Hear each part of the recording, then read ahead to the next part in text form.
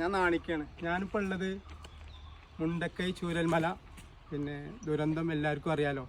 നമ്മളൊക്കെ അത് ടി വിയിലൂടെയും അന്ന് ഇപ്പോൾ ഞാൻ ഒരു പ്രവാസിയാണ്. ഞാനൊക്കെ അന്ന് ടി വിയിലൂടെയും ഒക്കെ ഇങ്ങനെ കണ്ടാണ്ട് നമ്മളെ ഒരുപാട് ആളുകൾ അങ്ങനെയുള്ള കണ്ടിരുന്നത്. പിന്നെ അത് ആ സ്ഥലം നമ്മൾ ഇപ്പോൾ ഞാൻ ഏതായാലും നേരിൽ സന്ദർശിക്കാൻ നമുക്കൊരു ഇതുണ്ടായി. മാഷാ അല്ലാഹ്. പിന്നെ ഇവിടെയൊക്കെ വന്ന് ഇതൊക്കെ ഒന്ന് വിസിറ്റ് ചെയ്താണ്ട് നമുക്ക് കാണുമ്പോൾ നമ്മളെ മനസ്സും നമ്മളന്ന് ടി വിയിൽ ഒരുപാട് ആളുകൾ സന്തോഷത്തോടെ ജീവിച്ചിരുന്ന ഒരു നാടാണിത്.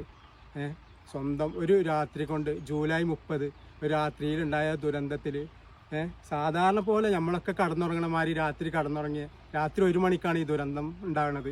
1-1:30 ആകുമ്പോഴാണ് ഈ ദുരന്തം ഉണ്ടാകുന്നത്. അപ്പോൾ അതിൽ നേരം വെളുത്തപ്പോൾ ഒരു നാടനല്ല, കൂട്ടുകുടുംബങ്ങളും സ്വന്തക്കാരൊന്നും ഇല്ലാതെ ഒരുപാട് ആളുകൾ ഇല്ലാതായി പോയ ആ ഒരു ദുരന്ത ഭൂമിയിലാണ് ഞാനുള്ളത്. ഇവിടുന്നാണത് ഉത്ഭവം. ഉണ്ടൊക്കെ ഉണ്ടോ ഉത്ഭവം?